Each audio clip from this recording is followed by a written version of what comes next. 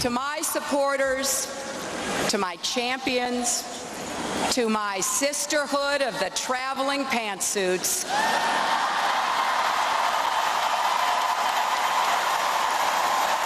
from the bottom of my heart, thank you. Thank you because you never gave in and you never gave up. And together we made history. Former New York City Mayor Rudy Giuliani and former Bush advisor Karl Rove. We got a twofer here, Steve. I know. Yeah. Do you normally stand at a bar with your suits buttoned like that? I don't drink, so what do you do at a bar? I mean, not at this hour in the morning. Yeah. Exactly. This is early. You know, you look really comfortable here at the bar, even this early in the morning. A few hours, Carl. Yeah. Oh! Not bad. That got a good bounce, but something that didn't. I'm going to get hurt bounce. if you keep doing this.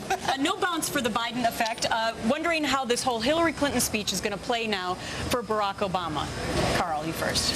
Look, Barack Obama's problem is Barack Obama's problem. Hillary Clinton can't solve it. She did exactly what she needed to do last night, which is full-throated endorsement of Barack Obama, thanked her supporters with graciousness, and nobody can criticize her from here on out. It's now Obama's responsibility to do what he can to move those disgruntled Clinton supporters into his camp. That won't happen here at this convention.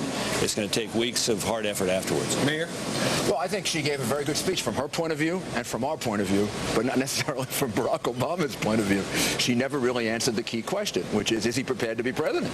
Which is the issue she put out there rather dramatically during the primaries. And so did Joe Biden. I mean, they very clearly said they don't believe he's prepared to be president. She never answered that. And Bill Clinton made it worse with this Candidate Y and Candidate X speech that he gave earlier in the day. Carl, let me ask you a little bit about the roll call that's going to happen. There's a little peril there, because if a whole bunch of people are voting for Hillary Clinton, that's going to make him look bad. Yeah, and look, there's a lot of emotions. I've been frankly surprised by the emotion. I ran into a young Texas delegate yesterday who thought because we were both Texans I'd be sympathetic to his cause, and he was desperate to have Hillary have a roll call and thought they were going to be messed over by the Obama people, and high angst about it. But Rudy, has this thing been handled correctly? Because by all accounts, the Obama campaign has run so smoothly up until this point. Finally, we get to the convention, and now people are saying, well, they're making a couple missteps. Well, a week ago, I was convinced he was going to pick Hillary Clinton because I couldn't understand why he would organize a convention to give the Clintons 2 nights. And then to diss Hillary as the vice president, all you're going to do is create the emotion. She gave a great speech last night. Why isn't she the vice presidential candidate? Why isn't she the presidential candidate? It leaves all those emotions kind of out there. All right. We're going to take a break. On the other side of this timeout, more with Rove and Rudy. And we're going to talk about John McCain, because he's going to make his announcement coming up, it sounds like, on Friday. Hey, let's talk a little bit about the Republican side. Yeah, let's talk about the Republicans, because right now, staggering news yesterday, the Gallup tracking poll has John McCain up by 2 points. How do you explain this, Rudy?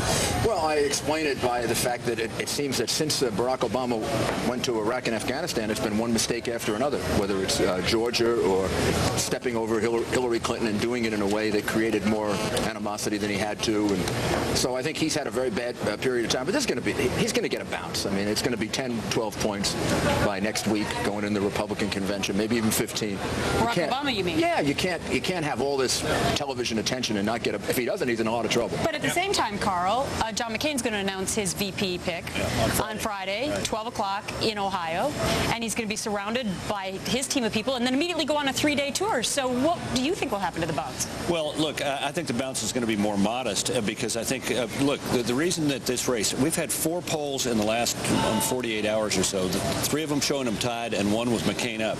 I don't think I can ever remember a convention in which the leading candidate, the presumed front runner for the presidency, drops before his convention and falls behind. I mean, this is really unusual.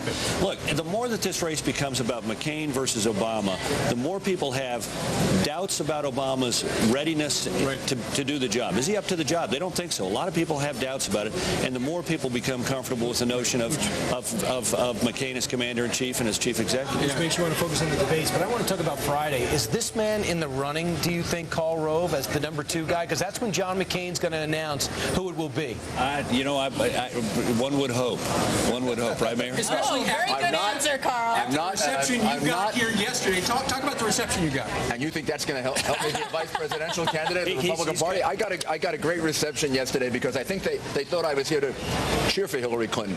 and I did, because I liked her speech. It was good for her and good for us. Well, maybe Carl should travel with you if he ventures back over into the Pepsi Center then, because what's going to happen to you if you get on the floor? Well, as a friend of mine, Democrat friend of mine called yesterday, said, be careful, don't come onto the floor because half the Democrats here believe in human sacrifice. So let's talk about Friday, because we understand Mitt Romney has not been contacted in the last 3 days by John McCain's camp. Number one, is that true? And number two, does that mean that he is not going to be the vice president? Well, look, presidential campaigns, and particularly McCain, is going to hold this card very close because, once you start talking, it starts to leak out. And I was with Governor Romney last night, and he said they haven't called me, and I guess I'm out. But look, who knows? Sure. And so he said he thinks he's out. Yeah, well, but you know what? He doesn't know. My suspicion is that the vice presidential pick for McCain is going to probably be called sometime tomorrow.